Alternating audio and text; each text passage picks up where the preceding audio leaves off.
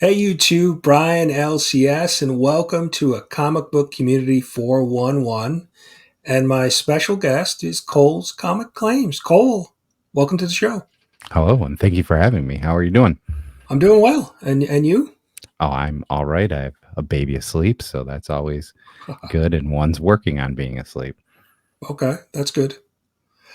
So before we jump into the questions, why don't you tell everybody who doesn't know you a little bit about yourself and your channel? Yeah, so my name's Cole. I kind of have a channel where I just kind of randomly showcase some random stuff that I'm into, anywhere from comics to cards. I've been starting to do a little bit with like music. Sometimes I'll show off some like toys or collectibles. And I'm also part of another show called Comic Burrito. We haven't been doing stuff nearly as much just because since I've had a new kid, I haven't been able to do lives as much as normal. And I think, with summer, it just got a little bit busier and harder to do that. But hey, we'll probably be doing some more stuff here, hopefully in the fall. Cool. Yeah, I think that's where I first discovered you was Comic Burrito, and then because you did initially have your own channel, right? You kind of Yeah, brought that my on a little channel bit. still isn't even like a year old. Okay, right. I That's just what I thought. actually started it as a weird way. Well, I think you're going to get into this, so maybe I'll talk about this later. All right. Well, yeah, yeah. Well, the first question I always ask is, how did you get into comic book collecting? Yeah, so I guess I've kind of had like three stages in my comic book collecting. The first one I don't know, like a seventh or eighth grader. And I wasn't really into reading. So my mom was like, hey, maybe he'll like comic books. So she ended up taking me to one of the local comic book stores. And I just kind of got some comic books of stuff that I was interested in the time. So I know I still have them. My brother was really into he liked X-Men and I think he had Spider-Man stuff. I bought Ren and Stimpy comic books and Dragon Ball comic books. So some of my earlier like collections are just of like three or four Ren and Stimpy comics. And I think I had like four or five Dragon Ball comics because those were the shows that I watched. So that's kind of, I guess, how it started. I kind of got some here and there through adolescence, but never too many. I mean, I had like five of them in a shoebox that are like the ones that I remember, and my mom still had them, and I still have them in collection now. But I think when I got like my first real job, right, where it's like, hey, you're kind of an adult and you kind of have some money that you can spend on stuff, that I was like, hey, maybe I'll get back into comics. And I remember going into a shop and being like, hey, what's new with like Batman and what's new with like that? And they were like, oh, well, Batman just started. This is when or not rebirth, this is New 52 happened. So like there's like 7 issues of new Batman over there you can check out. So I remember grabbing all of those and kind of getting back into it. I remember like kind of looking at the shelves. One of the books I actually pulled off the shelf then and bought and still have is a copy of what is it? The Clone Wars book that is like the first Ashoka Oh, for right. Star Yeah, yeah, Wars, yeah. because I was like, oh, they're making Star Wars comic books. That's interesting because I like Star Wars, So I guess I'll grab this and see what this is all about. Um, and yeah, I kind of went back then and I think I got the first 11 issues of New 52 Batman. But then it was just kind of like, once you get a real job and you start working more, you just don't have time to read as much. So I kind of like had this long box that was probably half full of comics that I assembled over that time. And then I remember probably like 7 or 8 years ago, I was doing a reading challenge where it was like, try and read 52 books in 52 weeks. And so I was just like chugging through, and like July or August was comic books. And so there was or graphic novels, I guess is what it was. So we ended up reading Watchmen. Blue is the loveliest color or loneliest color, I think is the name of it. They made a movie of that one. A book called Hyperbole and a Half, which is like a web series that somebody put into like graphic novels form, and then Deadpool Kills the Marvel Universe. So like it was just a very eclectic collection. Yes. One is a very like indie love story book. One's, Watchmen, one's Deadpool. And we had like Hyperbole and a Half, which was that. And I remember there was a few other books that I grabbed at the time. I think there was like a Bernie Sanders memoir. So I was like, I don't know Mm. anything about this. So let's check this out because they make nonfiction comics. That seems interesting. And I also picked up a book called Black Holes, um, which is like a 90s horror type thing. It's pretty much these kids get a sexually transmitted disease, but it turns them into monsters, kind of. So this whole thing is like a horror based on like that, which I thought was very intriguing. So I was like really into this. So I'm like looking like, hey, I've got those Batman comic books, and I like remember like Googling like comic shops near me. I think this was, it was in August, and then it was like, oh, there's a new comic book that's going to open in February, and it was right down the road from me. So I was like, okay. And then I just remember like finding them on Facebook, and like I created a pull list, not even knowing what I was doing. Oh, And like, wow. here, I'll Okay. just put 40 books on a pull list and see what happens. But, before then I was pretty much just checking stuff out from the library, and I've had a pull list from that shop since like the day they started. So it's kind of interesting to be like, hey, I've been a customer the entire time you've been a store. Wow. And that's the LCS that you use today? Yep. Yeah. I mean, it's so hard to switch. I mean, there's no real reason. I mean, the only, I guess, I mean, I don't know. It's hard. The way that I collect, they kind of cover everything I want. They have a good amount of indie books. I mean, there's certain indie books that they might not get, but at the end of the day, when they're that little and small, it's like, it's probably my fault for not asking about it, months in advance. Um, but yeah, usually I can get everything off the shop, and I've been a customer there so long that it's nice that it's like, hey, like I know they got a first appearance of Spider-Gwen, and if you hear me talk, my daughter just loves Spider-Gwen, so I've been like talking about it. She comes into the shop, she loves it. They do a lot of family focused stuff, which I really like now that I have kids. But yeah, he was just like, cool, I've got a book that I've set aside for you, and it's like, Oh, that's do cool. you want this? And it's like, it's nice. I probably paid, I might have been able to get it a little bit cheaper, but it's also like, hey, I know I can look at it. I know the condition it's in. When you buy something on eBay that's raw, it's hard to like really know, what you're getting, right, when you're spending that much Right, money. right. So, I prefer that. They have, good selection. And yeah, I mean, like I said, the cool thing is, yeah, my daughter loves it. She's always like, Dad, can we go to the comic shop? I want to say hi to Don, who's the owner of the shop. They give her gummies. So she just is like, I love gummies. But yeah, I mean, I've been collecting there. I've kind of changed. I mean, for the most times I've been like just a reader. And in like probably the last like year, I've started to more collect. I know like when pandemic started, my goal was just to get volume 1 of Batman. And obviously that's an unobtainable goal for me, because I'm never going to have the amount of money to get those early issues of Batman. But it's a thing that I can find issues out in the wild for $1, $2 to $3 for some of that stuff. I mean, like, I don't know if you like Bearded Comic Bro. That guy's gotten so lucky. He found a first appearance of Silver Age Riddler for like $11 because it's missing one staple or something like that. Oh, Like that guy wow. gets killer deals. But I hope that maybe I can come across those deals sometimes. But that's one of the new things that is I haven't had as much time to read lately. Like being able to like hunt and like find a comic is a little bit more fun for me. Yeah, it's definitely time consuming. I mean, I know, I try to go out once in a while, and hunt, but sometimes you just don't have, like, and you have young kids, so you just don't have, 4 or 5 hours to go be digging through, boxes to go maybe find that deal. So, Yeah, the worst is my shop has been buying a lot of collections lately, because I think a lot of people are like trying to sell out collections too.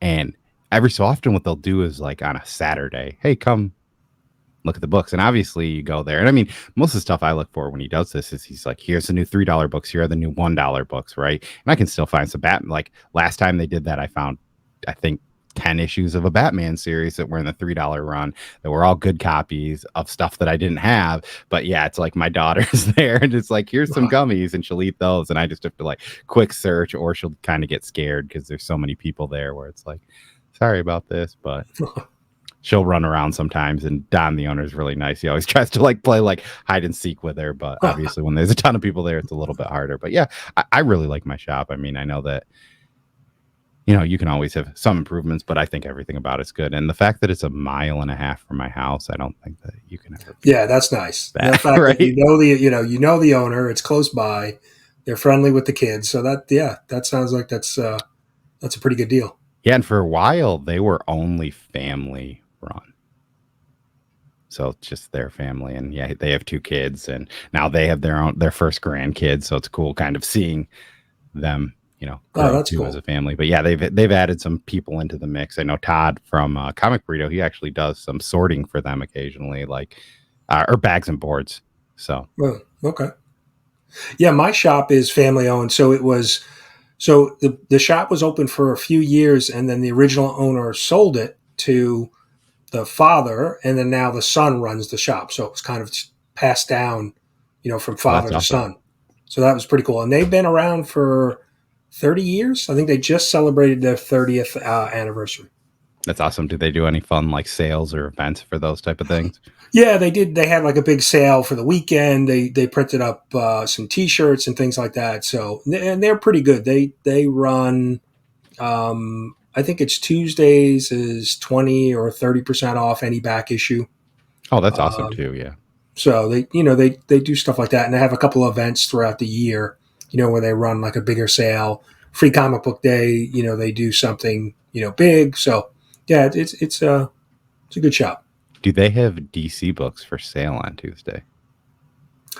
I don't know because I don't go. I haven't been there that often on a Tuesday. Um, but I think they do. So I think Okay. they put their books out. It just seems They weird do that. because I have been there. I did go there one Tuesday to go look for some back issues, and I remember the new release shelf was pretty much bare. They were prepping for Wednesday, but they did have the DC books out, so they do list it. They do have the DCs on Tuesday. I've been to another shop locally, where the guy had his Marvel books out on Tuesday. Interesting. So, and I I was shocked because he's like, "Oh, the new releases are over there," and I'm looking, and it was Tuesday, and I figured I'd only see DC, and all of the Marvel books were out, which I didn't ask. It's kind of a small shop, but there were a couple books that I wanted that I picked up. So, but it was just kind of strange to have them on a Tuesday. Yeah, they probably just don't care. I know that so there was a weird thing, I don't know if you remember this, but there was I forget the exact book, but it was probably a book that Matt Kent wrote, and it came out for Dark Horse. And I remember going in and being like, "Hey, did this book not come out? Because I'm pretty sure I pre-ordered it." And my shop was like, "Oh yeah, we got it, but they Diamond told us that they sent it early, so we can't release it." But like a bunch of people on IG were posting that their shops released it, so they just Oh, didn't read the Diamond letter or didn't care. And it's just right, like right. I'm so bummed because it's like, oh, I think it was Apache Delivery Service because I was like, I really want to read this number one, but I can't. But everyone else is reading it. I hope no one spoils it. Yeah, that's I guess some maybe smaller shops or I mean, and is somebody coming in and inspecting to see if books are out on the shelf early? You know what I mean? Like I don't know. I don't know. I know that and I don't know anything that they actually do for this. But like Aftershock is that like ambassador thing. So I don't know. Maybe they like do some little bit of like checking it out, but I don't know. Yeah, yeah. I don't think there's any like secret shoppers going out checking out comic book shops to see what's going on. Yeah, unless it's bad idea stuff. Then they were ratting on people and people were actually like legit getting in trouble for selling the books for more money and whatever. I don't know Ah, if you followed any of that, but no, I didn't. yeah, they had like all these rules where like you couldn't oversell a book for 30 days. You and like I don't know all this crazy stuff and like they were like if you see a shop breaking these rules let us know and we'll drop them. So Oh that but wow, they were like publicly shaming shops that didn't do their rules, which is like wow. I don't know. It was funny because they had this marketing thing that everyone was talking about them, right? They were doing this crazy thing, but it wasn't like great marketing, but it still worked. I mean, people still wanted these books, right? Right. Oh, that's interesting. Yeah, I didn't know that. So, all right. So we covered the collecting piece. So then, how did you make the leap to say, "All right, I'm going to start a YouTube channel or start making videos of collecting"? Yeah, so like when I started getting back into comics and just reading it, I was like, this must have been 6, 7 years ago. Yeah, I started doing a blog kind of because it was like I kind of like to write. But like the hard thing about doing a blog is like I'm a terrible speller and sometimes I just write stuff that isn't great. So That's I'd me have to too. like Yeah. have my wife like would edit them for me or whatever. So I'm writing a blog because that's just what I thought that you could do, and it's like, okay. And I enjoyed doing that. And I like, talked to a bunch of people. And then Nick from Comic Burrito a while back, he started getting into comics and he knew I was in comics because like we were Facebook friends. So I'd post stuff about it. And then he actually just started a group chat with me and Todd, who he had worked with. and we just talked about comic books. And then one day, Todd was like, "You guys ever want to do a podcast?" Like, yeah, I could talk about comics. Like, I've looked at that. Like, sure, whatever. Yeah, let's do that. And then so we ended up getting together, and it was kind of funny because like the day before, I think Todd was just like, "Hey, how about we just make videos and put it on YouTube and see what happens?" So yeah, it's kind of funny. So we what we would do is we would go over to Todd's house. We would record 4 episodes, and then do that for the month, and then come back a month later. The second time we recorded videos was like March 13th, 2020. So like that happened, and then I was just kind Right. of Yeah. like, what do we do? And then it was like, I guess we can try live streaming, right? And it's like, you know, we had been kind of, this is an idea we had, but like it kind of changed and morphed, and then that happened. And then once my son was born, I just kind of decided to create like I just couldn't do stuff in the live streams, right? We were doing live streams at like 10 o'clock, and the way that my wife had some issues with sleeping with our first. So like the way that we kind of did it was she would go to bed when our daughter went to bed. And then I would stay up until like 2 in the morning.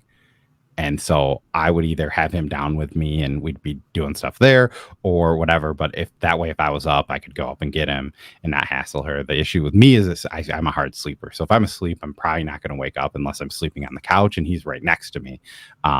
So that's kind of how we did it for a while. And it's just too hard for me to ever do that. And I didn't really want to have a crying baby on a screen and stuff. Yeah. And especially like where I am, is it a basement with like hard floors, and it's not very baby friendly. So it's like, even if I put him in something or put the bassinet down here, it's not great for that. So I just kind of started doing that. And actually the real reason why I started the solo channel was I wanted to see what would happen if I just put shorts on a channel and organically grow.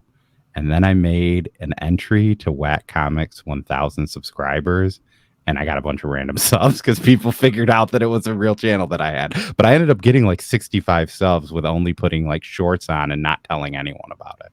Oh, okay. Which I thought was just kind of this weird thing. Like, what's going to happen if I put a bunch of shorts out that are like loosely terrible?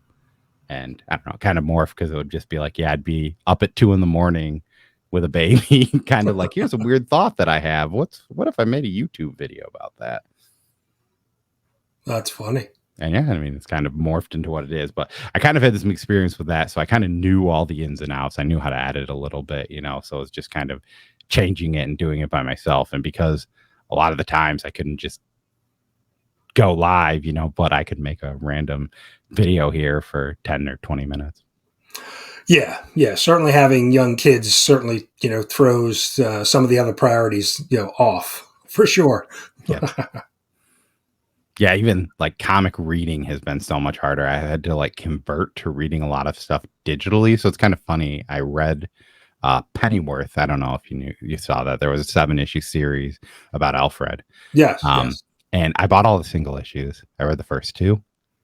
And now the trade's up on Hoopla. So I just downloaded it digitally because it's too hard to sometimes read. I can read on a tablet with my son in my lap, because if he just smacks the tablet, that's fine. But if he's like smacking the pages of a comic book, I'm like, ugh. I don't know. Like Pennyworth is probably not going to be worth any money someday. But like, also, if I just want to resell it, like, issue 4 is in a 7 because a toddler decided to smack some pages. It's weird to put on. Yeah, juice and Cheerios all over the comic. Yeah. Not a good look. Yeah, and certainly digital is my library offers digital downloads right to you can desktop or iPad or tablet, so it certainly does make things a little bit easier reading digitally these days. Yeah, and with Comic Burrito, we were lucky enough. We have some review copies. So there's certain books, like when a trade comes out and they send a review copy of it, I was like, I own this book, but I'll just read this free low-res trade of it. All right. Yeah, reading's reading. Next question is, if you had creative control, if you could, reboot a character or rewrite a character, what would you tackle? Who would you tackle? This is like the hardest question, because it's like, I feel like there's like 4 characters like in comic books that I'd really want to do, but they've all been like done really well by people that are way better than I am. Um, but I would say one of them that I think would be easier, and I'm probably going to answer this with two things, but I would say I'd maybe go Kite Man, which is probably the hardest because, like, I don't know if you read Tom King's Batman, but he has this whole Kite Man story, and it's so great because he took this like villain that he loosely put in issue 6 as a joke and made like a heart-wrenching story about this character, but he's just a guy with a kite. I mean, you know, if you've seen him on Harley Quinn, he's very funny, but like it's a very serious thing that Tom King did in the War of Jokes and Riddles and the Ballad of Kite Man that I thought was like really compelling, but you know, it'd just be a character that you can either do something really serious with and hopefully people would really like it, or you could just have a guy going breaking into stuff going Kite Man, hell yeah, steal a necklace and fly away. That's probably what I'd do because I'm not very smart. um but I guess in maybe like a second sense, and I've got this up here too, you see like the Red Room thing. I think that I would rather put into like a book like Red Room, maybe not Red Room because I wouldn't be able to do like something super gory like that, but just being in like a horror anthology where I can maybe create my own characters in a world that's already alive might be a little bit easier for me because I'd be so scared to do any character that I love because I love it because people have made these like great stories, right? Where it's like I would just be so nervous the whole time. Like, I mean, Batman's the character I probably know the most about, but trying to write a Batman story would be so hard because just look at how much people love or hate Batman too. I mean, like James Tynion. I mean, I personally didn't like it that much, and a lot of people really like it, and it's so crazy to see like all these different things. But it's, you know, the same with Tom King, even Scott Snyder. People, there are certain people out there that don't like his run at all. I mean, I don't. I really love the first 3 arcs of it, but you know, I don't know. I don't think that anyone can really write a perfect Batman if you make them write enough Batman. Well, and those characters too, like Batman, Superman, Spider Man, such long histories, and so well known that there's so much history there. It would be difficult. Like, I would think I would want to try to tackle Spider Man, but again, there's just such history and so many different fans that would be daunting to try to take on. Yeah, and I mean, just like all fans are like, do something different. But then the second that you do something different and it's not Right. the different that they want, they're like, this is awful. And you're like, you said do something different. And that's what I'm doing. I'm sorry. It's not the different you want. I don't know. Yeah, Fans are yeah, yeah. crazy and scary. And We had that with Spider-Man because at the end of Volume 5, Peter Parker and Mary Jane got back together, and everybody was like, "Oh yeah, this is exactly what we want." And then um, in Volume 6, the current run, they blew that relationship up, and so everybody was like, "Oh, they just got back together, and now it's blown up." So which, so it's kind of funny that you mentioned that. I actually started reading that. I read the first issue. I bought the first issue off the shelf because I was like, maybe this is something that I'd like. And I read that first issue and I was like, I'm so lost and confused. I thought they were back together. I feel like I missed something. So then I just bought the trade, or like I pre-ordered the trade or whatever. I was like, maybe this will work better for me, but I don't know enough about Spider-Man. I mean, my Spider-Man knowledge is Spider-Man Blue. oh, okay, and I have not read that, and that's on my list to read. I mean, it's really good. I liked all of, I've read, I don't know if I haven't read Hulk Gray, but I think there's like Captain America White and Daredevil Yellow. But Spider-Man Blue was Tim Sale, right? Yeah, and Jeff Loebs. Okay. Yep. Yep. I've heard that. And That. yeah, Yeah. they did all those like color books or whatever. So, Okay. but yeah, I liked it. It's a good. I mean, the good thing about that is it's just a book. Like here, you like like my coworker was like, I'd like to read a Spider-Man book, but I don't think I want to read a ton of Spider-Man books. And I was So like, it's a this is a standalone. Yeah. standalone Something. story. Read this. And then he was like, I had a Rick and Morty trade that I got from something, and that's what he liked. So I was like, here, I have this too. Enjoy. But yeah, I don't know. Those big ones is, oh, I do have this though. It's actually literally sitting next to me that I probably should read, which I've heard a lot of people talk mixed reviews on this book, which is kind of scary, but That's one on my reading list too that I have not read, but I've heard pretty good things about Life Story. Yeah. yeah, one of the podcasts that I listen to is they're big on they're on IG, but they're mostly bigger on Twitter and like TikTok. But it's called the Wednesday Pull List, and they reviewed that, and they like they were like, it's not as good as I remembered it being. Kind of gave it a bad review, and I think people on the internet got really mad at that. Oh, But jeez. I mean, sometimes it's I don't know. There's a book that they reviewed, like they reviewed Stray Dogs, and they gave it like a harsh read, and then I was like, I don't think that I disagree with what they're saying, and it made me like scared to reread it, which is always kind of funny when you hear somebody else's take on a book that you like originally really loved. And then it's like, well, what if it isn't as good as I thought it was when I reread it? Yeah, no, I've read, and there's been a few stories like that. So, I think that's kind of a little bit of the trap in the comic book community on YouTube, or because you get so many recommendations, and so somebody will say, "Oh, that's really good." You go, "I'll read it," and I'll be like, that was okay." Like Barbaric, I had picked that up after the fact because so many people had recommended it, and I read it, and I was like, "Yeah, this is okay. It's a talking sword, or it's okay." I wasn't like over the top with it. Yeah, and I guess there's books like that for me too. I don't know if you've read any of Firepower, but like Firepower is just a straight up action fireball shooting ninja book. And it's like, I really like that book. And it's not anything like, it's just an over the top like action book that takes me 4 to 5 minutes to read. And I'm a fairly slow comic reader. I would say I average an issue of comics takes me 15 minutes ish.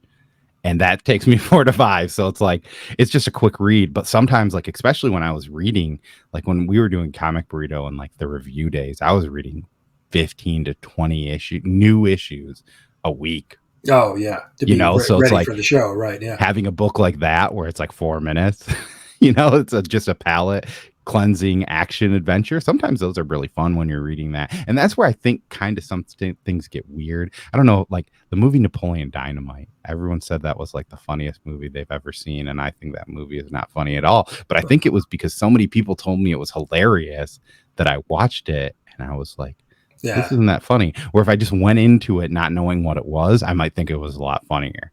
Yeah, expectations way too high for it, right? Yeah, yeah. All right. So the next question is, what is your biggest complaint or dislike in collecting and or within the YouTube community? Something that you don't care for. I think pretty much everyone answers this question pretty loosely the same and saying, of all the episodes I've seen, most people answer with like spec buyers or Right. variant covers. So I'm going to just like flip it a little bit. And like, I know that there are some people like this in the community, and they're probably not really the people that like I keep in the community or I like enjoy talking to.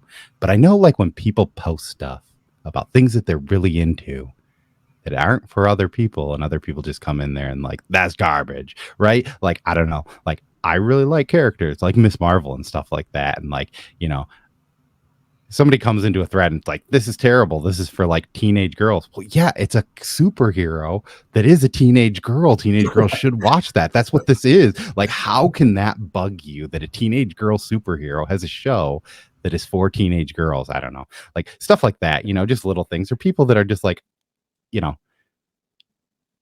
I hated that. Like, I can get like, sometimes I say like, I didn't like this and I hated it or whatever. But like, if somebody's talking about how much they like it, I'm not going to be like, you're wrong, it's awful. I'm just going to say, I personally didn't like that. And this Right. is why Right. I didn't like that. And some of the reasons why I dislike stuff is why other people really like it. Like Jurassic League is a perfect example because I love Daniel Warren Johnson and what he does. And I love DC, but like, I don't really like elsewhere stories where you're making these heroes not the heroes that I want to read, right? Like, because if I wanted to read a dinosaur story, I'd rather just read like an independent writer, write some dinosaur story than making Batman a dinosaur. Yeah. That doesn't interest me. And I knew it wouldn't, but I read the first issue and I didn't like it. And I was like, I didn't like this, but I pretty much probably shouldn't have spent money on that because I knew going into it, I wasn't going to like it. But Yeah, and I found that where like you said, you just say, "Hey, yeah, it's not for me." You don't. There's no reason to attack somebody else's love for a book. Like I said, Barbaric. I read it and I was like, this isn't. It didn't hit for me like it has for some others, and I just I didn't pick up, I didn't pick up further issues of it. So Yeah, I read the one shot, and the one shot didn't do it for me as much. I mean, it's fun, and I get it. I think it's just kind of too like it was interesting because it was different. I think that book too, a lot of people gravitated towards it that have played like D&D or fantasy games, right? Because mm, how like if you play D&D, like I know that I had a character in one of my games. I was a DM for a while, which is the person that runs the game, if you don't know it. And one of the characters was kind of like, yeah, I feel like this guy's got like this kind of like mixed thoughts, and like I would like him to have this like sword that is kind of like a curse, but it's also makes him better. So like we pulled this whole thing where he had this sword that was like linked to him, and it like he could attack for more, but it also like hurt him overall, or eventually would make him go insane. So it's just kind of like that's kind of what the axe is, right? A lot of people want this like sentient weapon in these like fantasy games. So it is cool like that. But yeah, I mean, it was a good 3 issues, but I don't know that you could make a lot more yeah, with it. yeah. Okay. So you made it through all of the four standard questions that I ask everybody. And then I'm gonna give you two random, one that I've come up with and one that we're gonna pick from a list. So my random question for you is, um, what do you enjoy collecting the most? Because I know, when I first discovered your channel, it was more comic book related, but now I've seen more, the last couple months, you've been gravitating towards, cards and pack battles with other, card community members. So what's your favorite thing to collect? Probably still comics overall. I think the thing that's like nice about like there are certain people, and like I just buy comic books because I like the covers, and I'm not saying that that's the wrong way to collect. That's a great way to collect if that's what you want to do, collect like that. And I guess for me that's kind of like what getting cards is, right? Like I like to read comics, and I also like to collect comics too. So I guess I would still probably pick comics because I get both of that, right? There are certain things like I bought that. Actually, I might even have it here. I don't know. But I think it's like issue 375 maybe of Spider-Man, where it's Venom and Spider-Man gold cover, and they're like Oh yes, arm yeah, in yeah. arm or fighting or whatever. Like I bought that cover because my shop had it and it was $4, and I was like, this is a sweet cover. Like what is it? Web of Spider-Man 100, I think, is the green shiny one with the Yes, metal yeah, suit. Like that's a book that means nothing to me, but that's a cool yeah. cover, It looks and I cool. Yeah, bought yeah. it, right? I mean, I try not to collect that way, but there are certain books that I buy, like I always say I'm not going to buy Peach Momoko books unless I you know, read the book that she makes a cover for. But every so often, there's one of those covers where I'm like, I don't read this X-Men book, but I really like the way she makes magic look on this cover. So maybe I'm going to spend the money for it. When there's one like The Amazing Spider-Man, they had Gwen Stacy for her. I grabbed that because I was like, well, at this point, I can just say it's in my daughter's collection, and I bought her a book, and this isn't for me. But yeah, I don't know. I mean, yeah, it's kind of hard. I mean, I like them both. They're both fun. I mean, cards is a little newer for me, so it's kind of like, the honeymoon stage kind of happened a little bit, but comics is kind of like the first real thing that I collected. Well, I kind of played, I don't know if you've heard of Hero Clicks. I know Mark from Legion of Comics has talked about it for a while, but before when I started getting into comics a second time, I was playing Hero Clicks. So I collected a ton of those. It's mainly just the Oh yeah, that tabletop was a small little action Superman. figures, and Yeah. they have the attributes Turntables like, on the bottom, yeah, yeah. yeah, yeah. Yeah, I Okay. used to play that, and I was really into that, and that would probably been but then it got like when I got married or well, started dating my wife, it was harder to be like, "Hey, it's Saturday. I'm gonna go to this Hero Clicks tournament in a pizza place in the town down like 20 minutes from here." But yeah, I don't know. Still probably comics. All right. I can see the attraction though for sports cards because I think if anybody's a sports fan or cards in general, but certainly sports cards, if you're a sports fan, you have favorite players. So you can easily make that leap to cards, right? So Yeah. yeah, because I've started looking at cards on eBay, like, oh, well, Lawrence Taylor, one of my favorite football players, New York Giants. Brian Leach, one of my favorite hockey players. So I've looked at cards and I'm like, I can't go down this rabbit hole. Let me just stay in my lane with comics. Maybe one day I'll pick up a few of my favorite players here and there. So Well, I'll try and be on the lookout for some random cards of them as I come across them, and maybe they'll just show up on your porch one day. All right. So now we're going to do a totally random question. I have a list of 50 questions. So I'm going to ask you to just give me a number 1 through 50, and wherever we land, that'll be the question. All right, I prepped for this. I'm going to give you two answers, and I'm going to say you get to pick which question of the two you're going to answer. So Okay. I was 10th in the fantasy football draft. So that's one of them. Okay. The other one is I have 470 subscribers, so we'll pick 47. 47. All right. Let me look at 47.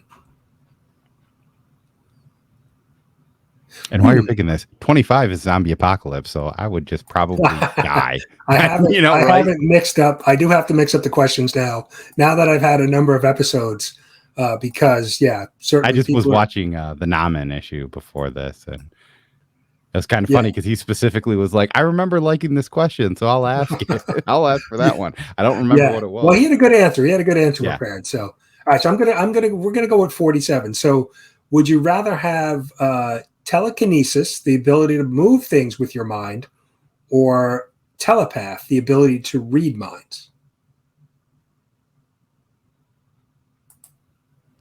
That's a really hard one.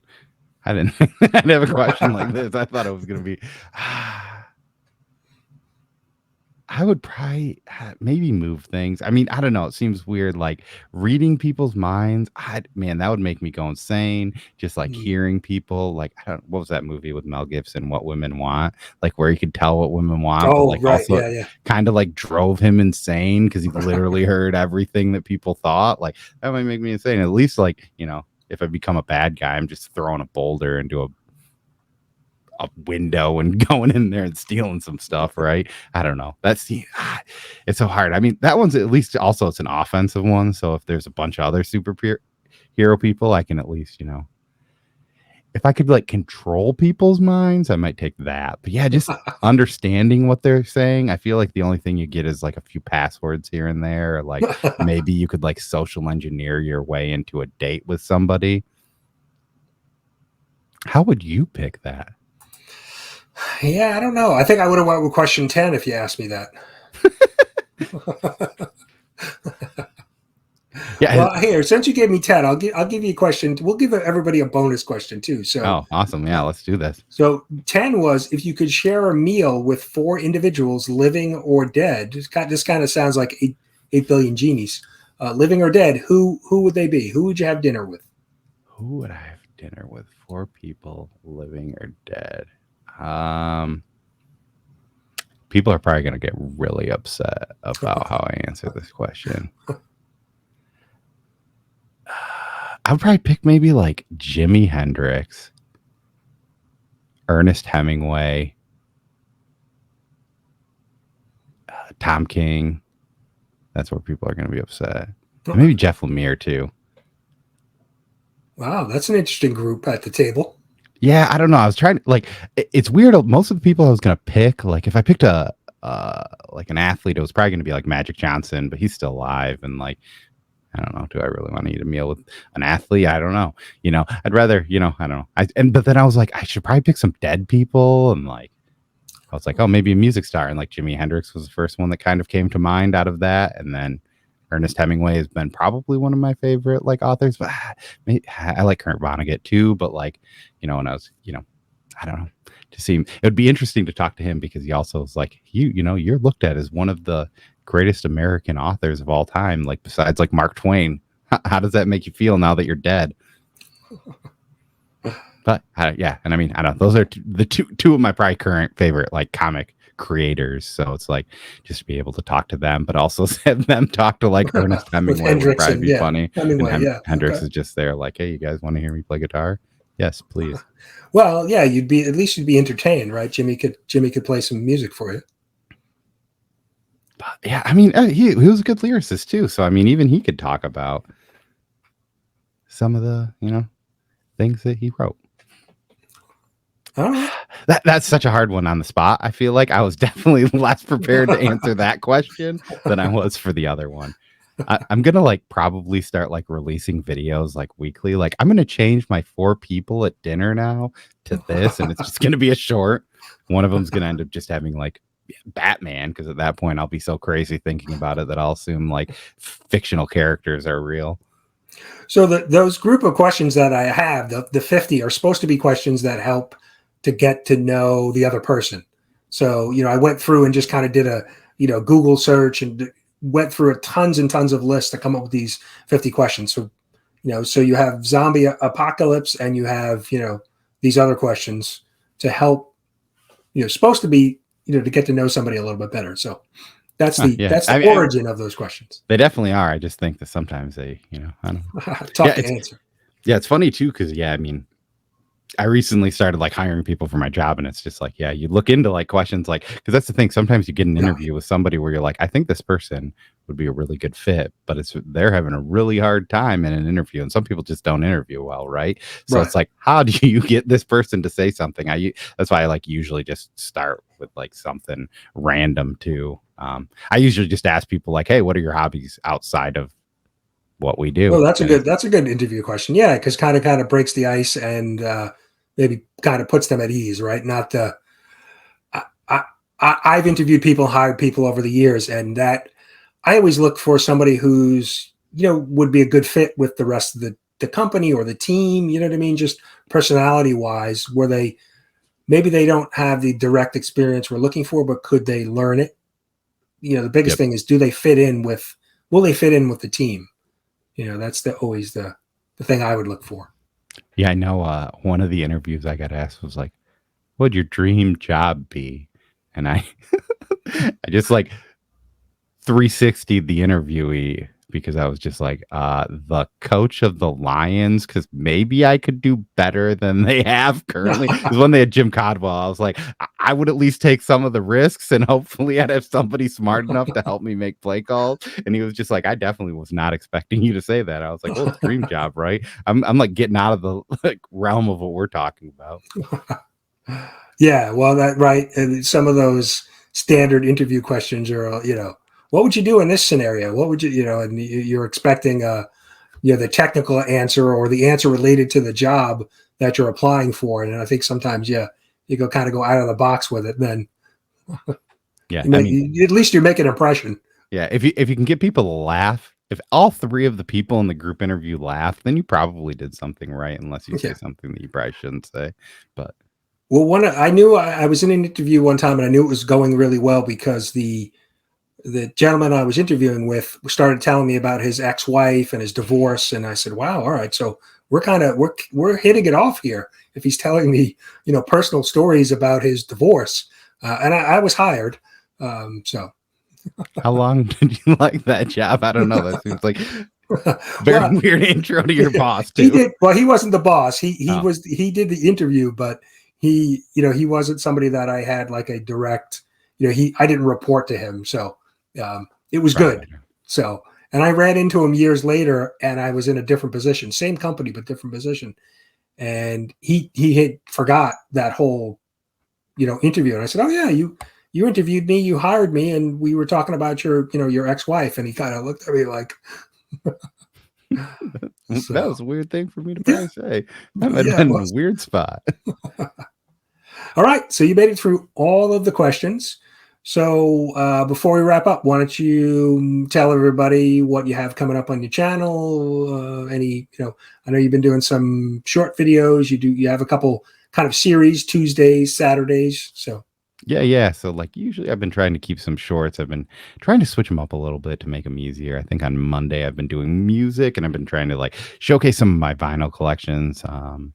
On Tuesday I usually open a pack of Topps cards because Topps Tuesday is marketing genius. On Saturday I do Slabber Day. I usually show off a slab in my collection.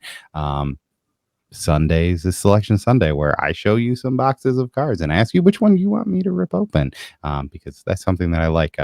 Usually on Fridays, I kind of talk about my most anticipated comics. Saturdays, I usually open the books that you or the comics you told, or the cards you told me to rip, and then Mondays I usually do a mail call.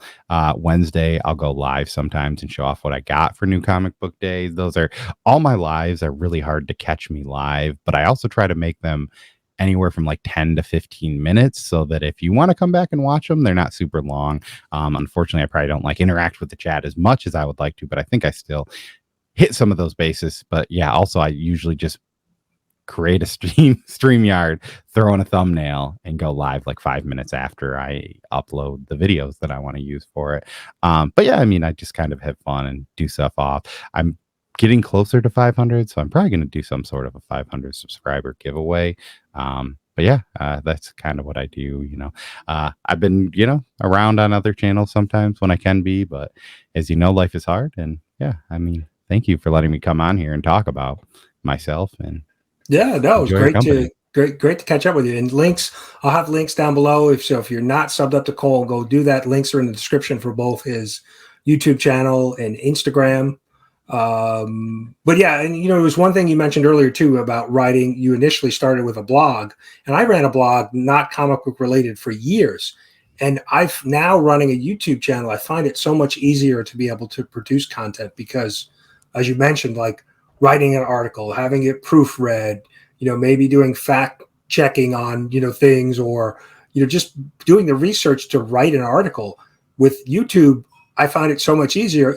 There are some videos that I try to do, some research or some homework in, but yeah, you can basically just go live and, just, chat with people about things or, the chat and see what they're up to. So I do find it a lot easier than trying to, maintain a written, blog. So Yeah, I mean, I used to do a Wednesday pull list video. Like, here's what I got, and here's what I like, and here's going to be my first 3 reads and why they're my first 3 reads. Now I can just, and that would take me to take the pictures, make the blog, upload the pictures, right, get it all going. That would take me like an hour and a half to do. Where I can literally just, I used to do on the Comic Burrito Instagram, I would do a 60-second reel that I literally filmed in one take most of the times. Like, here's what I got, and I want right, to read this one first. It's crazy how like easier it is. I mean, but when I started that too, even like there were some YouTube videos, but not as many as like now. Obviously that was 7-8 years ago, so I mean there were still people out there, but doing that was a little bit less, whereas like a blog seemed, I don't know, easier. Everyone on Twitter had a blog, right? right, yeah, Twitter. And I'm surprised that there's so much still on Twitter. I used to use Twitter a lot when I had my blog, and then I don't use it as much. I'm trying to, Instagram obviously is a nice complement with YouTube. And I use Twitter every once in a while, but I'm trying not to, too many social media avenues can eat up your time. So Yeah, Twitter yeah. is one that I dropped. Twitter, the hard thing about Twitter is you get into some of that where there's so much negativity, as Oh I yeah, talked about my thing, you're in there sometimes where people just are hating, and it just gets rough. But like the other good thing about Twitter is I can just literally just say like, I watched Revenge of the Nerds and I loved it. And then maybe 7 or 8 people are now interacting with me, where to put that same thing on Instagram, I have to put a picture of Revenge of the Nerds up, right? right, right. I don't know. It's just a little bit different of how you interact. Like, I feel like most of the stuff that would happen in Twitter happens on Instagram in like chats. Yeah, that's true. That's true. But I think Instagram's that nice chat component because you can't really do that on YouTube, right? You obviously You're can right. reply to comments, but it's not as real time as a direct message on Instagram. I still can't believe that they haven't incorporated direct messages in YouTube. Yeah, yeah. No, I've been wanting to do a live or a stream or and get some panel members on to talk about YouTube and just the clunkiness sometimes of it, because the only way if somebody watches your channel is if they leave a comment, right? You don't. Other than that, you have no way of. There's no other feedback, Yeah. right? You don't know who your You just know. subscribers are. Even thumbs up or thumbs down, you have no idea who that is. Yeah, you can see like if somebody publicly subscribes to your channel, you can tell, I Right. guess. But beyond that, yeah. Yeah, Yeah, it would it's be it's it's a little strange in that way. So But okay, so thanks so much for being on the show. Like I said, links are down below. Go sub up Cole if you're not familiar with him. Just both his YouTube and his Instagram. So please go check him out. Cole, thanks very much for being on. Yeah, and thanks again for having me. Yeah, and look for us. We are in a fantasy football league, so we'll be doing some trash talking during the season. So My team is the best. be on the lookout for that. The week one best. All right, thanks everyone. Thanks for watching, Cole. Thanks again.